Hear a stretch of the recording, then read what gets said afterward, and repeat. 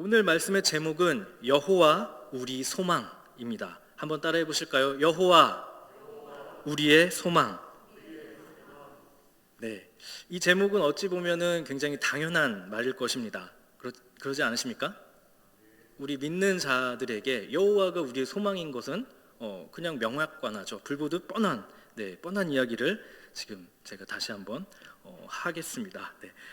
그런데 우리가 살아가는 이 세상은 어떤가요? 당연한 일들이 당연하게 이렇게 되어가는 세상이면 좋겠지만 어디 멀리 갈 필요도 없이 여기 서 있는 저만 보더라도 당연한 일을 당연하게 하기 위해서 부단히 노력을 해야 하는 존재, 그런 연약한 인간으로 많은 노력들을 기울이고 있습니다. 특별히 우리 신앙인들에게 있어서 바로 이 소망이라고 하는 이 단어가 바로 그렇습니다.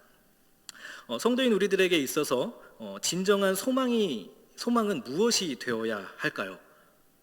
다 알고 계시죠? 제목처럼. 네, 우리가 알고 있는 바를 더 확실하게 하기 위해서 그래서 오늘의 이 말씀을 통해서 살펴보고 그 사실을 다시 한번 우리들의 마음에 새기기를 소망합니다. 네, 오늘 본문은 요엘서입니다. 요엘서는 우리가 잘 알고 있듯이 구약에 위치해 있고 소선지서, 소예언서로 이렇게 분류되고 있는 책입니다. 이런 소선지서, 소예언서의 주된 내용은 심판과 여호와의 심판과 회복에 대한 메시지를 담고 있는 것을 다 알고 계시죠? 네, 오늘 본문은 그 중에 회복에 대한 소망의 메시지를 전달하고 있습니다. 이러한 소망, 즉 회복에 대한 소망은 굉장히 중요합니다. 왜 중요할까요? 그 메시지를 받는 사람들의 상황이 있기 때문입니다. 어떤 상황이었냐면 그 사람들은 환경적으로 압제를 당하고 있거나 고난을 당하고 있거나 또 폭력 그 속에서 소망을 잃은 채 살아가고 있었기 때문이죠. 그렇다면 소망은 무엇일까? 또 소망을 가지고 산다는 것, 또 소망을 잃은 채 살아간다는 것은 무엇을 뜻하는 것일까? 우리는 생각해 볼 필요가 있습니다. 추상적으로 여겨질 수 있는 이 말의 의미를 보다 성경적으로 구체적으로 성경을 통해서 구체적으로 한번 살펴보려고 합니다. 성경 속의 믿음의 선조들은 소망을 언제나 품고 살았습니다. 실제로 성경의 많은 내용들 속에서 이 소망을 갖는 것, 또 바른 소망이 무엇인지에 대해서 이거를 가지고 있는 것에 대해서 얼마나 중요하고 얼마나 굉장히 중요한 것인지를 계속적으로 말하고 있습니다. 그런 것들 볼 수가 있어요. 그러나 이 소망에 대한 그 설명 있죠. 설명. 어떤 것이 소망이다. 이러이러한 것들이 소망이다라고 하는 이 설명은 구약에서 그렇게 쉽게 찾아볼 수가 없었습니다.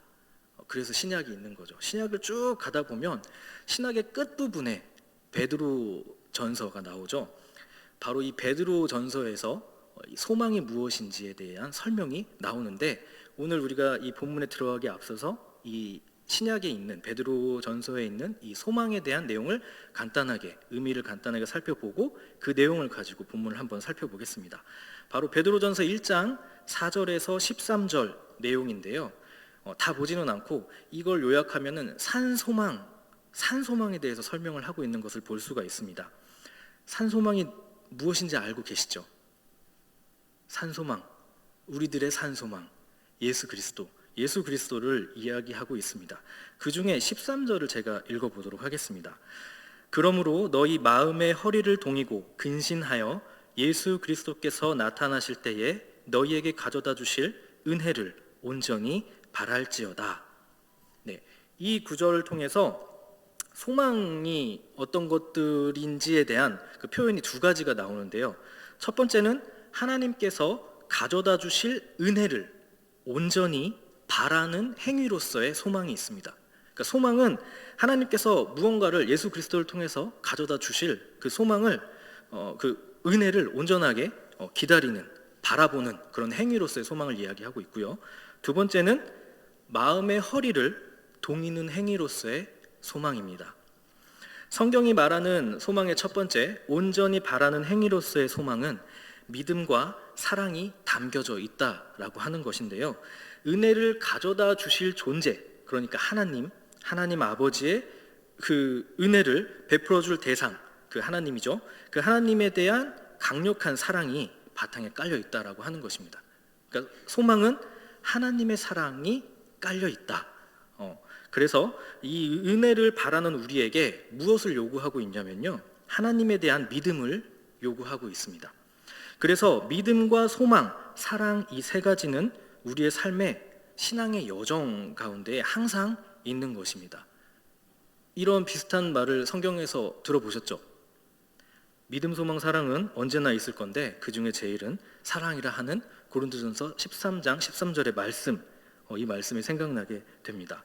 바로 믿음과 소망의 그 근원이 되시는 사랑의 하나님께 있기 때문에, 그러니까 믿음과 소망이 그 사랑의 그 근원이 되시는 하나님께 있기 때문에 바로 이렇게 이야기하지 않았나 생각해 봅니다. 성경의 두 번째 소망이었죠. 마음을 동여매는 행위로서의 소망인데요. 첫 번째, 온전히 바라는 행위로서의 소망을 다른 말로 한다면 참된 목적이라고 이야기할 수 있습니다. 하나님의 백성은 하나님을 믿고 바라야 하며 그것이 바로 성도가 추구해야 할 바른 목적이 되는 것이죠. 그래서 두 번째 소망은 우리의 마음이 그 목적을 계속적으로 향해 갈 수 있도록 어디로 가지 못하게 동여매는, 우리의 마음의 허리를 동여매는 그런 끈의 역할을 소망이 한다라고 하는 것입니다. 이것이 바로 성경에서 말하는 소망입니다. 정리해보자면 소망은 믿음과 사랑이 담겨져 있습니다. 하나님에 의한 사랑, 하나님을 향한 그 믿음, 그리고 참된 목적을 향하게 해주면서 또 우리로 그 목적을 벗어나지 않도록 묶어주는 그런 것이라고 우리는 성경적 소망을 정의할 수 있겠습니다. 자, 그러면 우리가 이 성경적 소망에 대한 의미를 가지고 본문을 빠르고 또 굵게 한번 살펴보도록 하겠습니다. 첫 번째입니다. 함께 따라해 보실까요? 이른 비와 늦은 비의 소망. 21절에 보시면 여호와의 큰 일을 행하심에 대한 선언과 함께 땅의 회복의 소망이 선포됩니다. 여호와의 큰 일을 통해 땅의 피조물들은 어떻게 변하냐면 두려움에서 벗어나고 또 힘을 내게 되며 제일 중요한 생명을 움트는, 그래서 번성하게 될 것을 이야기하고 있습니다. 이 소망에서의 핵심 문장은 어떤 문장일까요? 바로 23절인데요. 성경 다 찾으셨죠?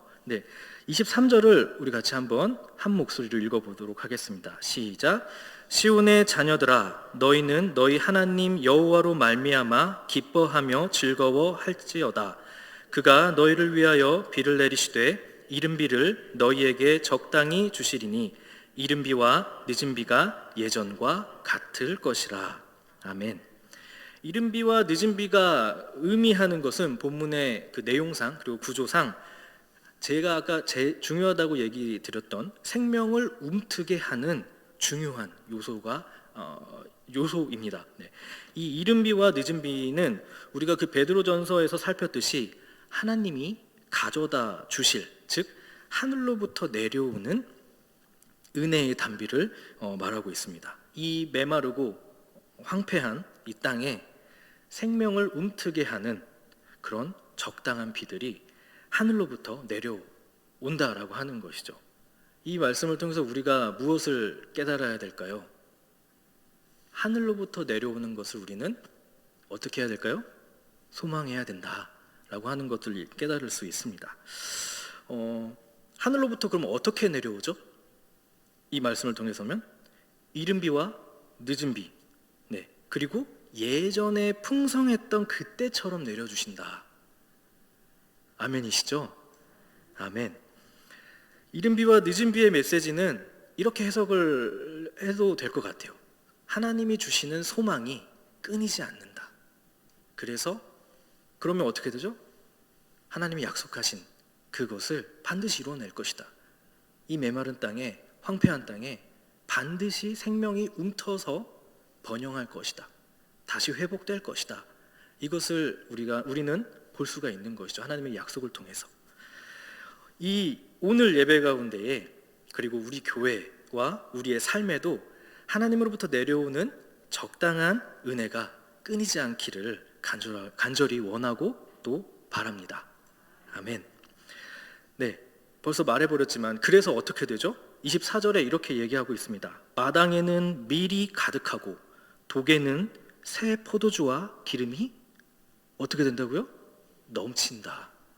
아멘. 적당히 내리는 이른비와 늦은 비로 인해 생명이 움트고 풍족하게 되는, 즉 번영을 약속하고 계십니다. 그러니까 적당히 내리는 게 굉장히 중요해요. 물이 좋다고 계속적으로 내린다면 어떻게 되죠? 노아 때가 되겠죠. 네, 홍수가 올 것입니다. 그러나 하나님은 그러지 아니하시고 적당히 이른 비와 늦은 비를 우리에게 또 동일하게 내려줄 줄 믿습니다. 두 번째입니다. 함께 따라 하실까요? 번영에 대한 소망. 네, 폭력과 압제, 가난과 고통 속에 있는 백성들에게 전해진 첫 번째 소망은 바로 땅이 회복한다 였습니다. 땅이 제 기능을 한다라고 하는 것입니다. 그래서 땅이 제 기능을 하기 때문에 생명이 움틀 수 있는 상태로 변화되는 것이죠.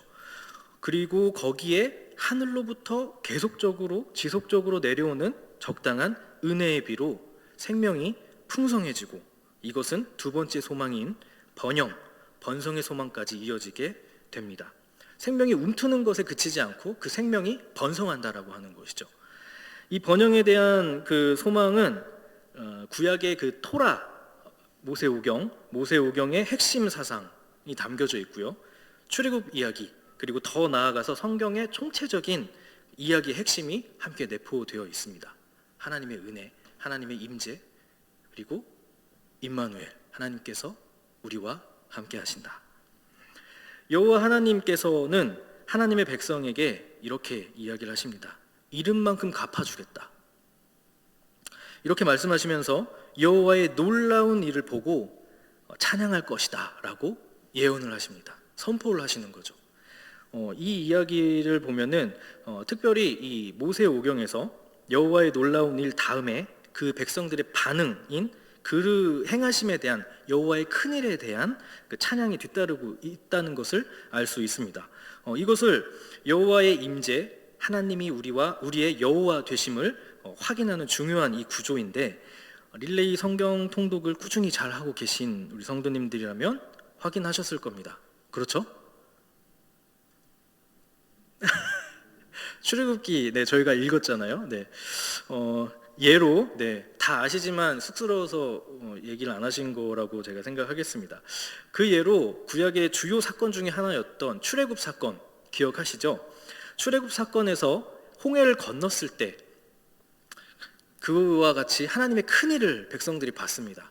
그리고 그 다음에 나타나는 성경은 어떤 내용이었죠?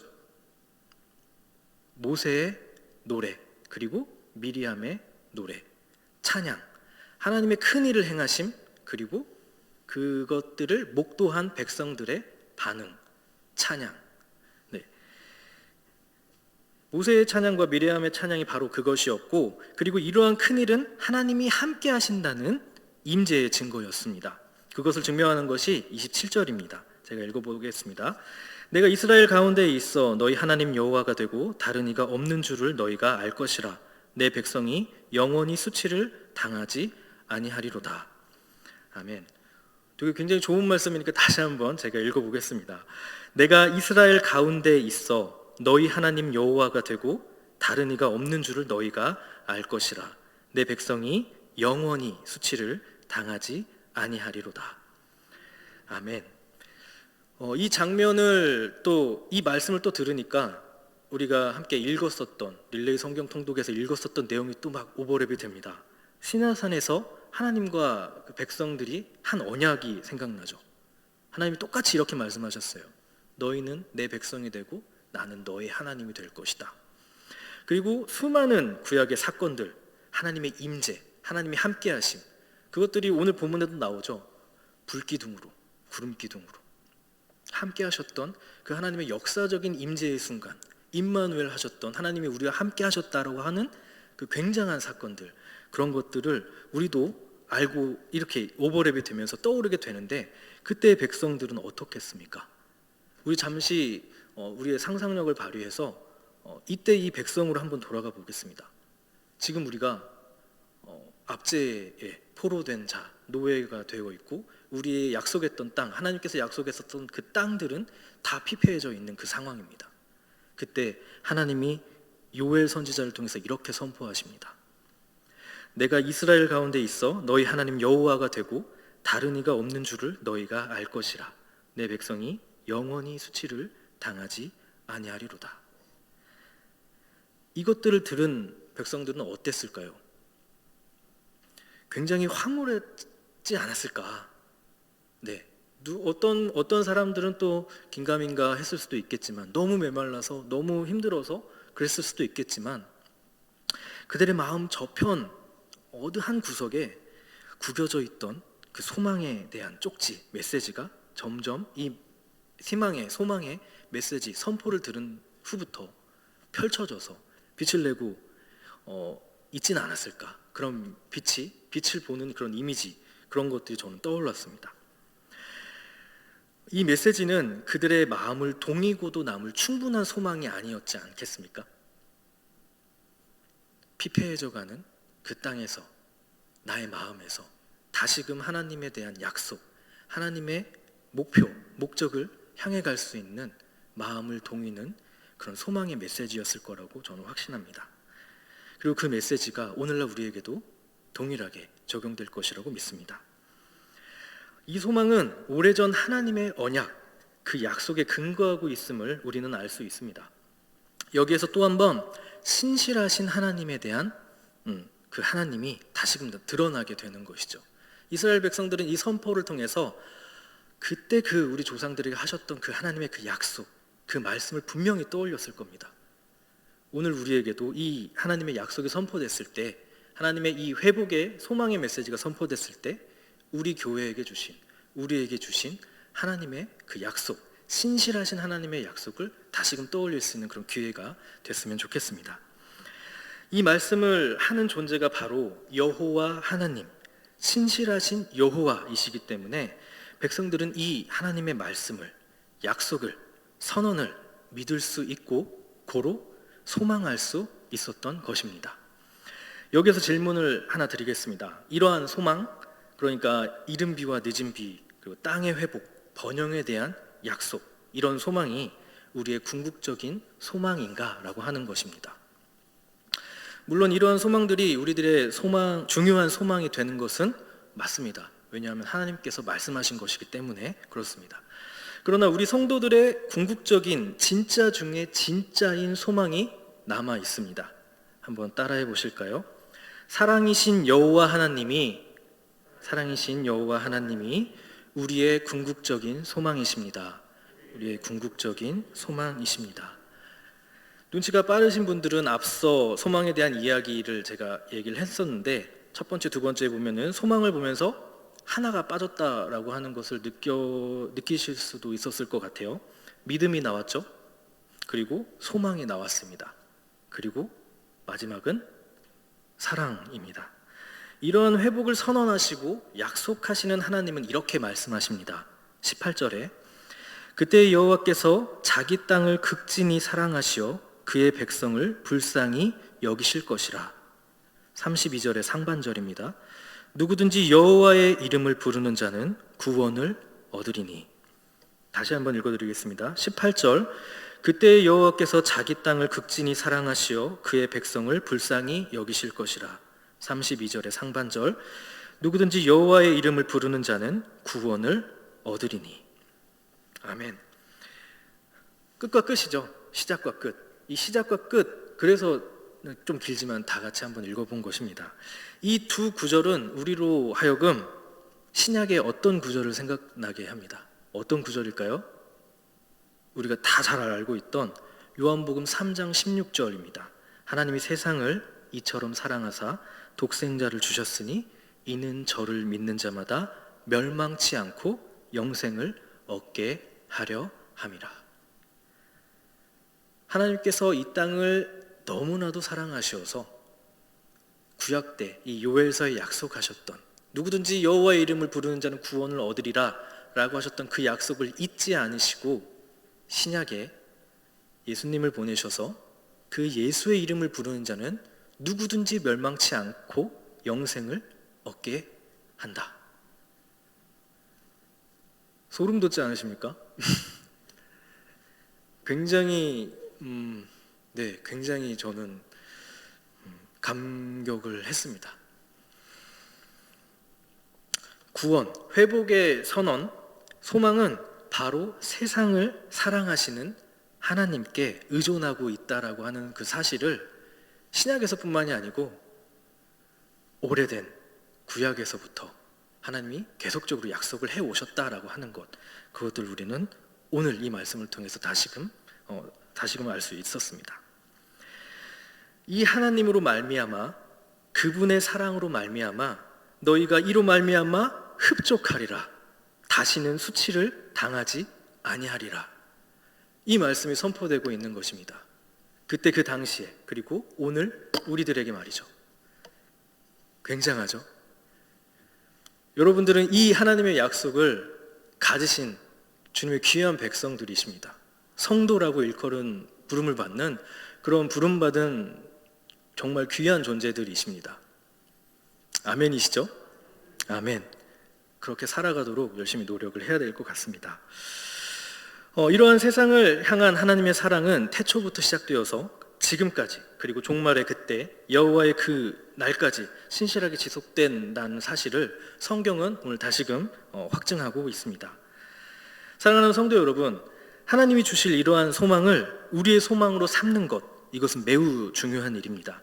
그러나 그리고 진정으로 궁극적으로 우리가 소망해야 할 것은 새하늘과 새 땅보다 그것을 이루실 사랑의 여호와 하나님이심을 믿습니다.